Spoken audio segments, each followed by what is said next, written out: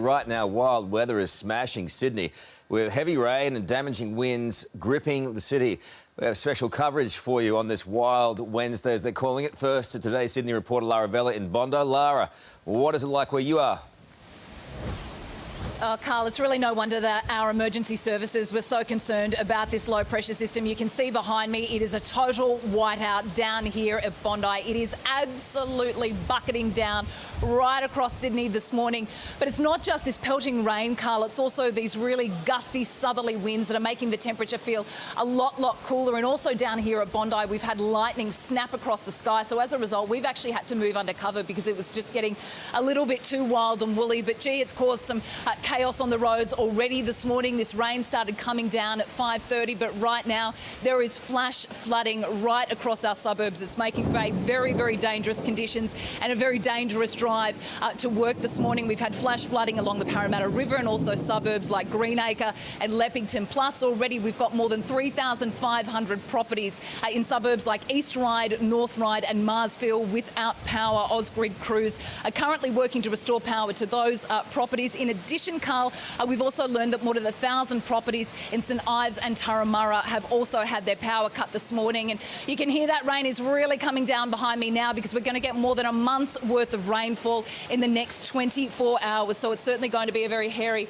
next few hours for our emergency services, particularly the SES. And a reminder, if you are driving to work today, be really careful on those roads because it's really dangerous out there this morning, Carl. Yeah, it sure is. And you mentioned St Ives, Turramurra always seems to come down even harder in those areas, and some localised flooding there. And we'll have an update from those suburbs in a little bit. But right now, let's go to 9 News reporter Zara James at the airport. Zara, what can travellers expect this morning?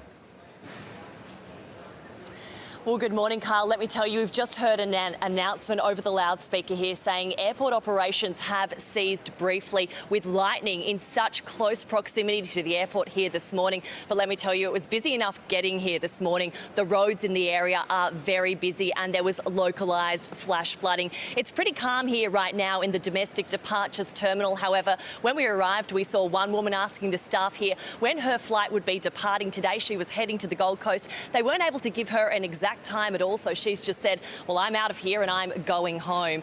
At this point in time this morning, we can see almost 20 flights which have been cancelled already for the day, and there are a number of flights already which say delayed on the departures here in the domestic terminal. Now, what that means for the rest of the day, there could be others which are cancelled, and the advice from Sydney Airport will be this morning to check with your individual airline before you leave home. Sydney Airport say at this point in time there are gusts of up to 70 kilometres an hour in the area. They are running on one runway at this point in time, which is one of the reasons why some of these flights will either be cancelled or delayed. So once again, check with your individual airline before you leave home to come to the airport today. There might be a bit of redirecting going on too with the international flights, probably heading towards other airports as well. We'll get an update on that situation as well a little bit later. But Zara, thank you for that. It's going to be a long day at the domestic airport, isn't it? Let's go to 9 News reporter Alice Monfries, who is in the city for us now. Alice, boy, oh boy, it's all happening. Yeah, good morning, guys. Look, we were warned that this weather event would cause commuter chaos, and that is exactly what has happened. Take a look here. We're on Wentworth Park Road here in Ultimo, which has completely flooded. The road has been closed at some sections, but you can see there were already some cars that were stuck. If you take a look down the end here, this Holden unfortunately didn't make it the whole way through the road. The person had to be rescued from the car here. We've seen other cars attempting to make the way through, huge plumes of water flying up on both sides of the car. This police car here also has unfortunately found itself caught here in the flooding. It was here to shut down the road.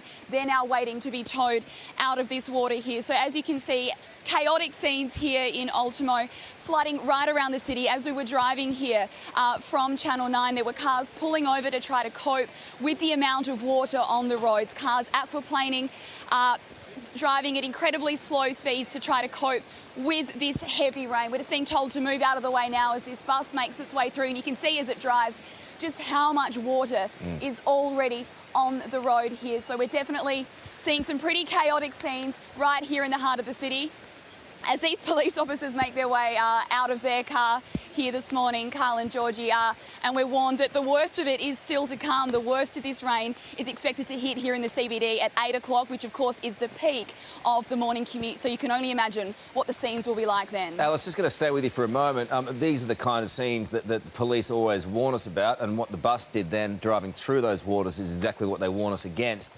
Obviously, the police officers there, OK, there's no dramas them getting out, and if the car needs towing.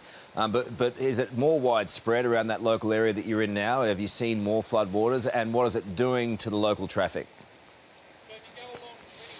Well, it's causing complete chaos, I can tell you that, Carl. We know that this street here, the entire length of Wentworth Park Road, if we take you a bit further down, we can show you just how far stretched the flooding is. Actually, the cars, I can see 3 or 4 cars down at the end of that road that are also trapped there in the floodwaters.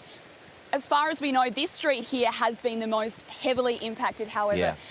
But that doesn't mean that there isn't chaos in other streets as well. Even if we take you for a look up on surrounding streets, you can see just how much water is running down the roads here. This is, of course, going uphill, so you can only imagine what it must be like in other low-lying areas here around the city. And, of course, as you say, this is exactly why we were warned to stay off the roads unless we absolutely had to be on them, and why we're warned if you are on the roads and you have to be on them, to drive incredibly carefully, pull over if it's safe and you have found a place that isn't flooded and you feel it's better for you to wait out some of this really heavy rain. But ideally, I think the message this morning is just keep off the roads and don't find yourself caught up in floodwaters like this. Well, the thing is, I mean, this is exactly what police are saying, is not to go through and do what that person is doing there.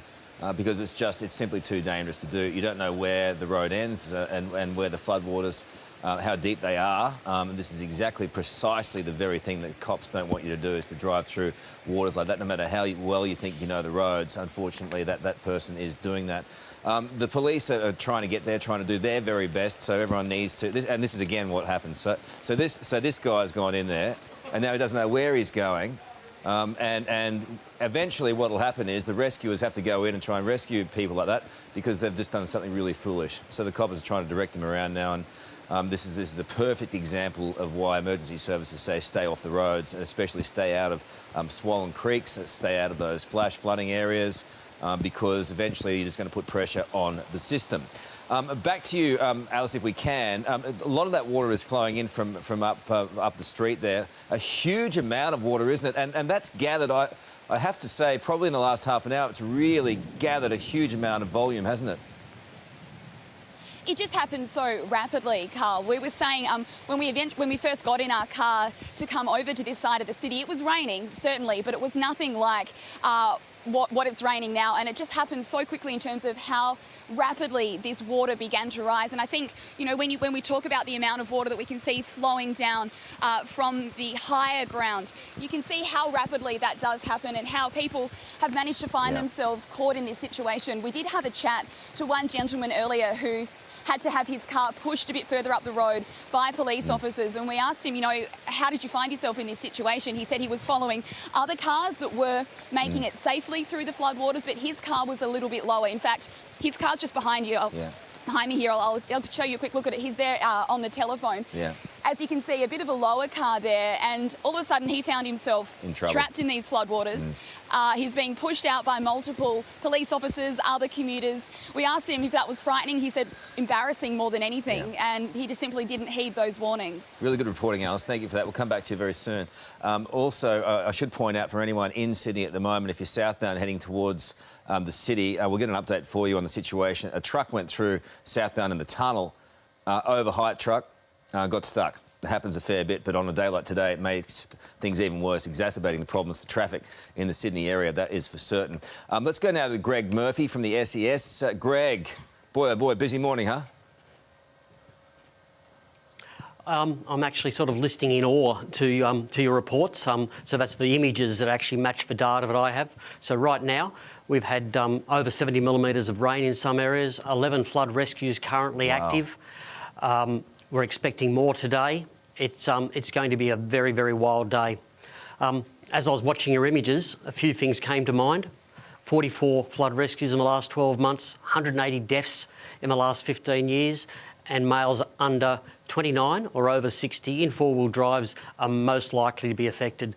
So some of those images are backing up the statistics that say don't drive through floodwaters, and if you think you can do it, there's a big chance you can't. Greg, I can feel your frustration. When we've said it over and over and over, we're just reiterating and broadcasting your messages to the public.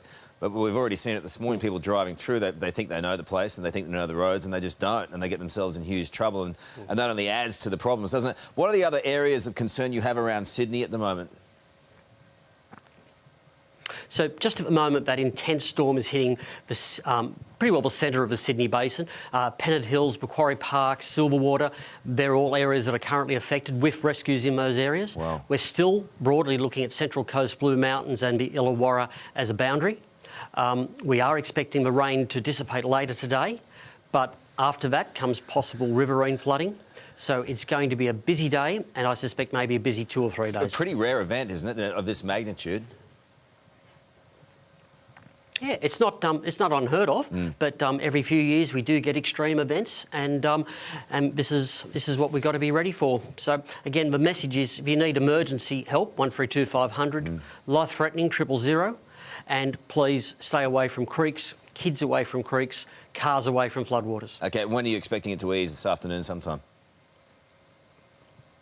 Yep, later this afternoon, hopefully by about 5 or 6 o'clock this should be easing, and gratefully the models from the Bureau of Meteorology are fairly consistent, so it was predicted, and we would expect the timeframes a little bit known, so we expect it to slow down later today. So it'll still cause all sorts of dramas for peak hour this afternoon, won't it? So that, again, only exacerbates your problems out there. We appreciate your time today, Greg, and your warning is obviously to stay off the roads if you can and avoid those floodwater areas. Greg, thank you so much for your time, and well done to everyone out there who's on the front lines trying to deal with the consequences of all this rain this morning. More coming up soon. Georgie?